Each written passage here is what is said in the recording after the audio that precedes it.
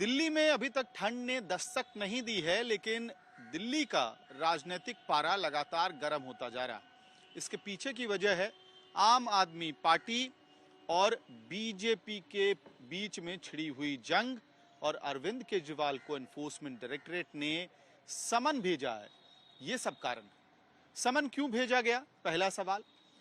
इसका जवाब यह है कि आपको पता होगा पिछले 14 महीनों से दिल्ली की आबकारी नीति को लेकर लगातार केंद्रीय जांच एजेंसियों की जांच जारी है, चाहे सीबीआई हो या फिर एनफोर्समेंट डायरेक्टरेट।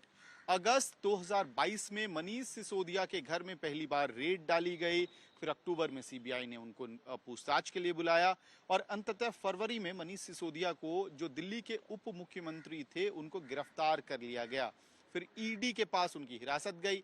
हालिया दिनों में ही मनीष सिसोदिया को उम्मीद थी सुप्रीम कोर्ट से, आम आदमी पार्टी को उम्मीद थी सुप्रीम कोर्ट से।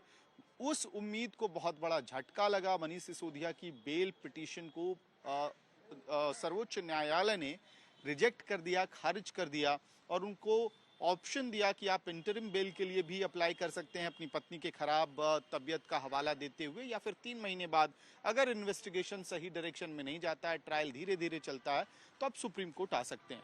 अब हुआ क्या, मनीष सिसोदिया का पूरा चैप्टर क्यों इंपॉर्टेंट था? क्योंकि इसी केस में, आबकारी नीति वाले केस में, संजय सिंह को गिरफ्तार किया गया, और जब मनीष सिसोदिया की बेल खारिज हुई सुप्रीम कोर्ट से, उस झटके से आम आदमी पार्टी उभर पाती। उसके पहले ही अरविंद केजरीवाल, जो दिल्ली के मुख्यमंत्री हैं और आम आदमी पार्टी के मुखिया हैं, उनको ईडी ने, यानी कि एनफोर्समेंट डायरेक्टरेट ने 2 नवंबर को पेश होने के लिए समन भेज दिया। यानी कि अब अरविंद केजरीवाल को ईडी के सवालों का सामना करना पड़ेगा। आबकारी नीति को लेकर कई सारे सवाल हैं, 14 महीने से इन्वेस्टिगेशन चल रहा है, कई सारी जगहों पर रेड डाली गई है। ईडी दावा करती है कि उसके पास कई सारे डिजिटल प्रूफ्स हैं। ये दावा है कि करोड़ों रुपए का किकबैक आम आदमी पार्टी को मिला है। इस पूरे आबकारी नीति को इस तरह से बनाया गया कि किकबैक्स आम आदमी पार्टी को हासिल हो, इस पैसे से गोवा का चुनाव लड़ा गया। इस तरह के आरोप ईडी और सीबीआई ने अपनी चार्जशीट में दायर किया है, कोर्ट को बताया था। और कहीं ना कहीं मनीष सिसोदिया की जब बेल खारिज हुई थी, तो जो सीबीआई की चार्जशीट के 11 बिंदु हैं, उसका इस्तेमाल करते हुए उसके आधार पे ही बेल को खारिज किया गया था। अब अरविंद केजरीवाल अगर 2 नवंबर को एनफोर्समेंट डायरेक्टरेट के सामने पेश होते हैं, तो ऐसे में उन्हें कई सारे सवालों का सामना करना पड़ेगा। आबकारी नीति के फॉर्मुलेशन में क्या किसी एक लॉबी के इन्फ्लुएंस में उस आबकारी नीति को बनाया गया, उसको इस हिसाब से ट्वीक किया गया कि इन होलसेल डिस्ट्रीब्यूटर्स को फायदा हो, इस तरह के तमाम सवाल हो सकते हैं। दिनेश अरोड़ा, जो आबकारी नीति में एक अहम भूमिका निभा रहे थे, जिनके ऊपर कई सारे अहम सवाल इस वक्त हैं, जांच एजेंसियां उनको गिरफ्तार कर चुकी है आबकारी नीति को लेकर, और अब वो अप्रूवर बन गए हैं। तो दिनेश अरोड़ा ने जो बयान ईडी को दिया है या सीबीआई को दिया है, उन बयानों के ऊपर भी क्रॉस क्वेश्चनिंग होने की संभावना बनी रहती है।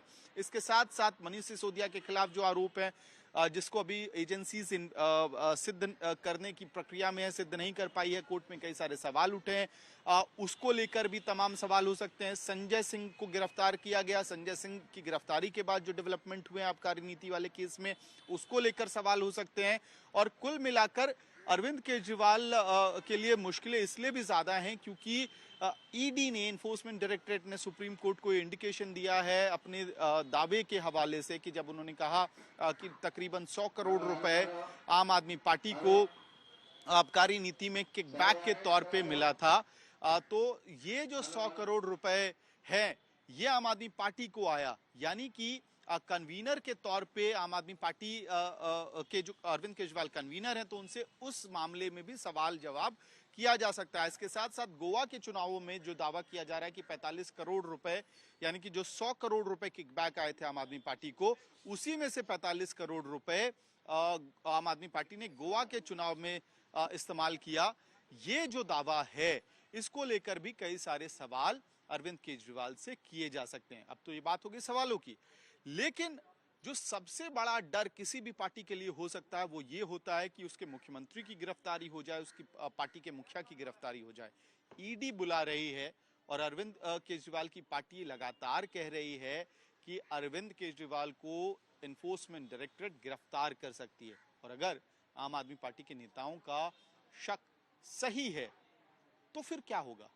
आम आदमी पार्टी के नेतृत्व की जो कमान है, बागडोर है, वो कौन संभालेगा? ये सवाल बनता है। दिल्ली की सरकार की कमान किसके हाथ में जाएगी? क्योंकि हमने पहले देखा सत्येंद्र जैन कई महीनों तक जेल में रहे, फिर मनीष सिसोदिया गिरफ्तार हुए और मनीष सिसोदिया की गिरफ्तारी के बाद जब उनकी बेल रिजेक्ट हो गई थी तो उसके बाद सत्येंद्र जैन, मनीष सिसोदिया दोनों का इस्तीफा हुआ था।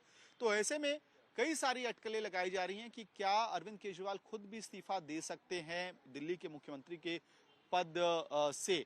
ये सवाल वाजिब भी है अपनी जगह पे, लेकिन हमें सूत्रों के हवाले से जो खबर मिल रही है वो ये है कि संभवतः देखिए, पहले भी हमने देखा है कि एक बार अरविंद केजरीवाल ने दिल्ली के मुख्यमंत्री के पद से इस्तीफा दिया था और वो आम आदमी पार्टी के हक में बहुत ज्यादा नहीं गया था। तो ये तमाम सवालों को लेकर सबसे पहले तो लीगल ऑप्शंस जो हैं कि अरविंद केजरीवाल के सामने क्या क्या लीगल ऑप्शंस हैं, इसको पार्टी फिलहाल एक्सप्लोर कर रही है। ईडी के सामने जाना है, अगर जाना है तो उसके बाद क्या किस तरह से जवाब देना है। अगर गिरफ्तारी होती है तो ऐसे में बेल की जो स्ट्रैटेजी होगी वो क्या होगी, मनीष सिसोदिया की जो लीगल लड़ाई है उसकी स्ट्रैटेजी क्या होगी, ये सब कार्व आउट किया जा रहा है। और साथ ही साथ पार्टी के की बागडोर को लेकर एक स्ट्रैटेजी बनाना, डिसीजन कौन लेगा, उसका प्रोसेस क्या होगा, उसको लेकर भी अभी रणनीति तैयार हो रही है। अहम बात यह है कि फिलहाल अगले कुछ दिनों में आम आदमी पार्टी को विधानसभा चुनाव राजस्थान, मध्य प्रदेश, छत्तीसगढ़ और मिजोरम में लड़ना है। और ऐसे में अगर पार्टी के मुखिया जेल जाते हैं तो पार्टी की कैंपेन स्ट्रैटेजी को बड़ा झटका लगेगा। हालांकि आम आदमी पार्टी ने राष्ट्रीय नेतृत्व और राष्ट्रीय रणनीति के लिए एक अलग टीम पहले से बना रखी है। राज्य के अलग अलग इंचार्ज हैं। अगर आप छत्तीसगढ़ की बात करेंगे तो संजीव झा को वहां भेजा गया इंचार्ज बना के, विनय मिश्रा राजस्थान के इंचार्ज हैं और संदीप पाठक की जो पूरी कार्यशैली है आम आदमी पार्टी की चुनावी कार्यशैली, संगठन की कार्यशैली, उसकी बागडोर को देख रहे हैं, जो राज्यसभा सांसद भी हैं। तो राष्ट्रीय रणनीति को लेकर तो फिलहाल बहुत ज्यादा समस्या नहीं दिखती है, लेकिन लोकसभा के पहले अगर इस तरह का झटका लगता है तो आम आदमी पार्टी को दो स्तर पे मुश्किलें पैदा होती हैं। तो आपका सबसे बड़ा चेहरा, स्टार कैंपेनर, वोट पुलर, वो अगर जेल के पीछे रहता है तो मुश्किलें बढ़ेंगी और निश्चित रूप से strategy making, decision making, campaign development, ये तमाम सवाल, ये मुश्किलें और भी ज्यादा बढ़ जाएंगी।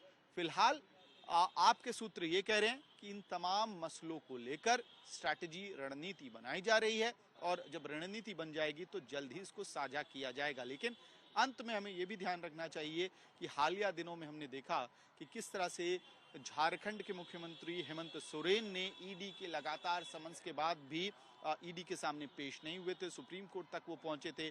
अभिषेक बैनर्जी ने भी कई सारे इस तरह के नोटिस को मिलने के बावजूद ईडी के सामने नहीं गए थे। तो ऐसे में क्या इस तरह की रणनीति भी आम आदमी पार्टी बना सकती है? फिलहाल आप ये बात जरूर कह रही है कि सिर्फ अरविंद केजरीवाल निशाना नहीं है, बल्कि पूरा इंडिया अलायंस निशाना है। दिल्ली में अरविंद केजरीवाल को गिरफ्तार करने की कोशिश है बीजेपी की, बंगाल में अभिषेक बैनर्जी, ममता बनर्जी, तो बिहार में तेजस्वी यादव, केरल में पिनरई विजयन, तमिलनाडु में एमके स्टालिन। यानी कि अब आम आदमी पार्टी कह रही है कि इंडिया अलायंस की पूरी टॉप लीडरशिप को बीजेपी जेल में डालना चाहती है, ताकि चुनाव के समय बीजेपी इकलौता रेस में घोड़ा हो जो ऑटोमेटिकली, नेचुरली रेस को जीत जाएगा। लेकिन फिलहाल आम आदमी पार्टी के सामने कई सारे मुश्किल सवाल हैं जिसका जवाब वो ढूंढ रहे हैं।